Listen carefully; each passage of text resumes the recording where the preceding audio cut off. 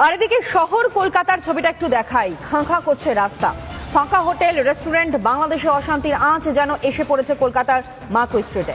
টানা অশান্তির ফলে বাংলাদেশ থেকে আর কলকাতায় আসতে পারছেন না পর্যটকরা, ফলে মার খাচ্ছে মার্কুই স্ট্রিট। চলছে বাংলাদেশ, আর সেই আগুনে ক্ষতিগ্রস্ত হচ্ছে এপার বাংলার ব্যবসা বাণিজ্যের একাংশ। বিশেষ করে ওপার বাংলার মানুষজন এপারে আসা কমিয়ে দেওয়ায় ক্ষতির মুখে কলকাতার হোটেল এবং বৈদেশিক মুদ্রা বিনিময় কেন্দ্রগুলো। এপার বাংলায় এলে বাংলাদেশিদের প্রথম ঠিকানা কলকাতার মার্কুই স্ট্রিট। এখন সেই মার্কুই স্ট্রিটের চেহারাই যেন মলিন। ওপার বাংলার জেরে প্রভাব পড়েছে পরিবহন ব্যবসা, হোটেল ব্যবসা এবং রেস্টুরেন্ট ব্যবসায়, যার ফলে আগামী দিন আরো বড় ভয়ঙ্কর দিন আসতে চলেছে, অন্তত ব্যবসায়ীরা সেটা বলছেন। কিন্তু এর শেষ কোথায় তা জানেন না কেউই। খুবই খারাপ, মানে